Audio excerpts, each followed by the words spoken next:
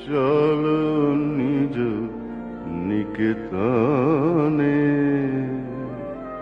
সংসার বিদেশে বিদেশির বেশে ভ্রম কেন অকারণে, মন চলো নিজ নিকেতনে।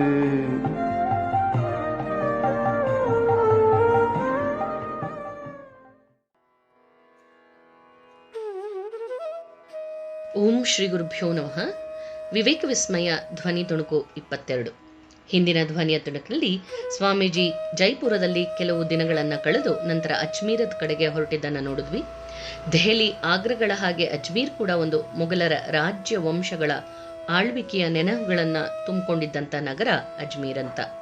ಇಲ್ಲಿ ಸ್ವಾಮೀಜಿ ಅಕ್ಬರನ ಅರಮನೆ, ಹಿಂದೂ ಮುಸಲ್ಮಾನರಿಬ್ಬರಿಗೂ ಕೂಡ ಪವಿತ್ರವಾಗಿರುವಂತಹ ಮೈನುದ್ದೀನ್ ಚಿಸ್ತಿ ಎನ್ನುವಂತ ಮುಸಲ್ಮಾನ ಸಂತನ ಸಮಾಧಿಯನ್ನ ವೀಕ್ಷಣೆ ಮಾಡಿ ಬಂದಿದ್ದಾರೆ. ಅಲ್ಲದೆ ಅಜ್ಮೀರ್ ಹತ್ರದಲ್ಲಿ ಪುಷ್ಕರ ತೀರ್ಥದಲ್ಲಿರುವಂತ ಸೃಷ್ಟಿಕರ್ತ ಬ್ರಹ್ಮನ ದೇವಾಲಯವನ್ನ ಕೂಡ ಸ್ವಾಮೀಜಿ ನಮ್ಗೆ ಗೊತ್ತಿದೆ, ಇಡೀ ಭಾರತದಲ್ಲಿ ಬ್ರಹ್ಮ ದೇವಾಲಯ ಇರೋದು ಇಲ್ಲಿ ಅನ್ನುವಂಥದ್ದು. ಈಗ ಅದರ ಮುಂದುವರೆದ ಭಾಗ. ಅಜ್ಮೀರದಲ್ಲಿ 1-2 ವಾರ ಕಳೆದಂತಹ ನಂತರ ಪಶ್ಚಿಮ ಭಾರತದ ಕಡೆಗೆ ಹೊರಟರು ಸ್ವಾಮೀಜಿ. ಏಪ್ರಿಲ್ 18ರಂದು ಮೌಂಟ್ ಅಬುವಿಗೆ ಬಂದು ತಲುಪಿದ್ದಾರೆ. ಇದು ಪಶ್ಚಿಮ ಭಾರತದಲ್ಲೇ ಅತ್ಯಂತ ಪ್ರಸಿದ್ಧವಾಗಿರುವಂತಹ ಗಿರಿಧಾಮ. ಇಲ್ಲಿನ ಹವಾಗುಣ ತುಂಬಾ ಆಹ್ಲಾದಕರವಾಗಿತ್ತು. ಅದರಲ್ಲೂ ರಾಜಸ್ಥಾನದ ಉರಿ ಬಿಸಿಲಿನ ಬೇಸಿಗೆಯಲ್ಲಂತೂ ಮೌಂಟ್ ಅಬುವಿನ ವಾಸ್ತವ್ಯ ನಿಜಕ್ಕೂ ಕೂಡ ಆಪ್ಯಾಯಮಾನವಾಗಿತ್ತು ಅಂತ ಹೇಳ್ಬೋದು. ಇಲ್ಲಿ ಬೆಟ್ಟದ ತುದಿಯಲ್ಲಿ ಬಂಡೆಯೊಂದರ ಮೇಲೆ ವಿಷ್ಣುವಿನ ಅವತಾರಗಳಲ್ಲಿ ಒಂದಾದಂತಹ ಭೃಗುಮುನಿಯ ಹೆಜ್ಜೆಯ ಗುರುತು ಅಂತ ಹೇಳಲಾಗುವಂತಹ ಗುರುತನ್ನ ಕಾಣಬಹುದು. ಅಲ್ಲದೆ ಮೌಂಟ್ ಅಬುವಿನಲ್ಲಿ ಅದ್ಭುತವಾದಂತಹ ಜೈನ ದೇವಾಲಯ ಕೂಡ ಹೊಂದಿದೆ. ಇದು ಅಮೃತ ಶಿಲೆಯಲ್ಲಿ ಕಟ್ಟಿರುವಂಥದ್ದು.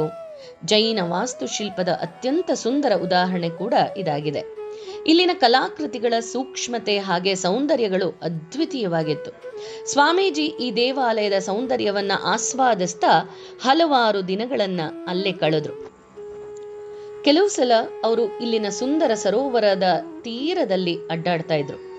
ಆ ದಿನಗಳಲ್ಲಿ ಅಬೂ ಬೆಟ್ಟ ಆ ಪ್ರದೇಶದ ರಾಜ ಮನೆತನಗಳವರ ಬೇಸಿಗೆಯ ವಿಹಾರದ ಸ್ಥಳ ಆಗಿತ್ತು. ಆ ಜಾಗದಲ್ಲಿ ರಾಜರು, ಉನ್ನತ ಅಧಿಕಾರಿಗಳು ಓಡಾಡ್ತಾ ಇದ್ರು. ಆದ್ರಿಂದ ಸ್ವಾಮೀಜಿ ಆದಷ್ಟು ಯಾರ ಕಣ್ಗೂ ಬೀಳದ ಹಾಗೆ ಏಕಾಂತದಲ್ಲಿದ್ದುಕೊಂಡು ಧ್ಯಾನ, ಜಪ, ತಪಗಳಲ್ಲಿ ನಿರತರಾಗ್ತಿದ್ರು. ಆದ್ರೆ ಅವರು ತಮ್ಮಷ್ಟಕ್ಕೆ ತಾವಿರಬೇಕು ಅಂತ ಎಷ್ಟೇ ಪ್ರಯತ್ನ ಮಾಡಿದ್ರೂ ಅದು ಸಾಧ್ಯವಾಗ್ತಿರ್ಲಿಲ್ಲ.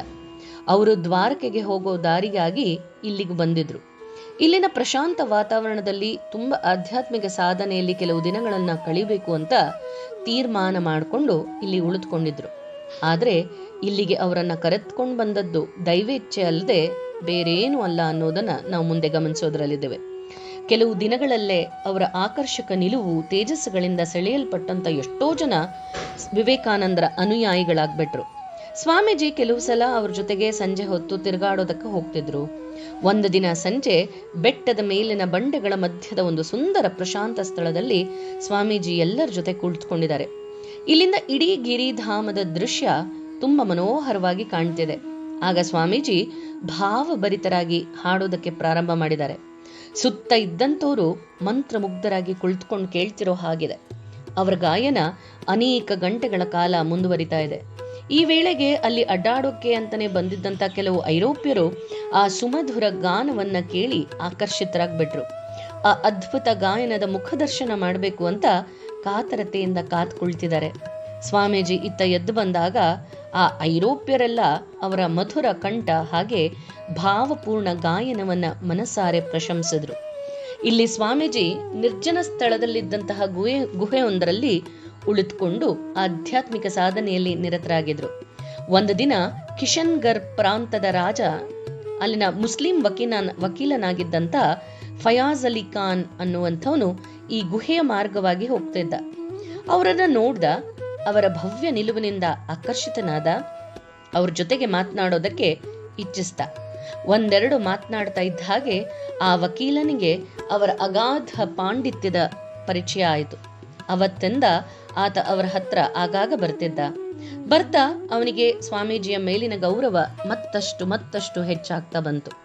ಒಂದು ದಿನ ಆ ಫಯಾಜ್ ಅಲಿ ಖಾನ್ ಅನ್ನುವಂಥವನು ಹೇಳ್ತಾನೆ, ಸ್ವಾಮೀಜಿ, ನನ್ನಿಂದೇನಾದರೂ ಸೇವೆ ಆಗ್ಬೇಕಾಗಿದ್ರೆ ದಯವಿಟ್ಟು ತಿಳಿಸಿ ಅಂತ ಕೇಳ್ಕೊಂಡ. ಅವನ ಪ್ರಾಮಾಣಿಕತೆಯನ್ನ ಗಮನಿಸಿದಂಥ ಸ್ವಾಮೀಜಿ ಅದಕ್ಕೊಪ್ಕೊಂಡು ಹೇಳ್ತಾರೆ, ನೋಡಿ, ಇನ್ನೇನು ಮಳೆಗಾಲ ಪ್ರಾರಂಭವಾಗ್ಬಿಡತ್ತೆ, ಈ ಗುಹೆಗೆ ಬಾಗಿಲುಗಳಿಲ್ಲ, ಆದ್ರಿಂದ ನೀರು ಒಳಕ್ಕೆ ಬಂದುಬಿಡತ್ತೆ. ಹಾಗಾಗಿ ನಿಮ್ಗೇನಾರೂ ಸಾಧ್ಯವಾಗೋದಾದ್ರೆ ಈ ಗುಹೆಗೆ ಒಂದು ಬಾಗಿಲನ್ನ ಮಾಡಿಸ್ಕೊಡ್ತೀರಾ ಅಂತ ಕೇಳಿದ್ರು. ಆಗ ವಕೀಲ ಮರುಕ್ಷಣ ಹೇಳ್ದ, ಆದ್ರೆ ಸ್ವಾಮೀಜಿ, ಆ ಗುಹೆ ಏನ್ ಚೆನ್ನಾಗಿಲ್ಲ. ನೀವು ಅಪ್ಪಣೆ ಕೊಡೋದಾದ್ರೆ ನಾನೊಂದು ಸಲಹೆ ಕೊಡ್ತೇನೆ. ಏನು? ನಾನು ಇಲ್ಲೇ ಒಂದು ಒಳ್ಳೆಯ ಬಂಗಲೆಯಲ್ಲಿ ಒಬ್ಬನೇ ವಾಸವಾಗಿದ್ದೀನಿ. ಅಲ್ಲಿಗೆ ನೀವು ಬಂದಿರೋದಕ್ಕೆ ದಯಮಾಡಿ ಒಪ್ಕೊಳ್ಳೋದಾದ್ರೆ ನನ್ನ ಧನ್ಯತೆಯಿಂದ ಅದನ್ನ ನಾನೇ ಧನ್ಯ ಅಂತ ಭಾವಿಸ್ತೇನೆ ಅಂತ ಹೇಳ್ದ. ಸ್ವಾಮೀಜಿ ಇದಕ್ಕೆ ಸಮ್ಮತಿನ ಕೊಟ್ರು. ಆಗ ವಕೀಲ ಹೇಳ್ತಾನೆ, ಸ್ವಾಮೀಜಿ, ನಾನೊಬ್ಬ ಮುಸಲ್ಮಾನ, ಆದ್ರೆ ನೀವೇನು ಚಿಂತಿಸಬೇಕಾಗಿಲ್ಲ.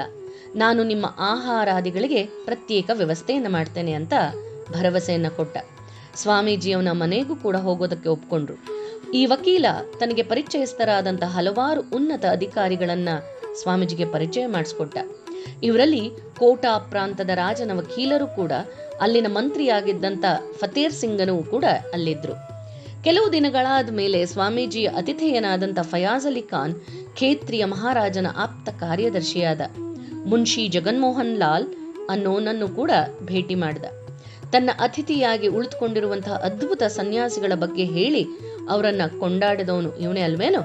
ಈಗ ತನ್ನ ಮನೆಗೆ ಬಂದು ಅವರನ್ನ ಭೇಟಿ ಮಾಡೋ ಹಾಗೆ ಜಗಮೋಹನ್ ಲಾಲ್ ಅನ್ನು ಕೂಡ ಪ್ರೀತಿಯಿಂದ ಆಹ್ವಾನಿಸಿದ.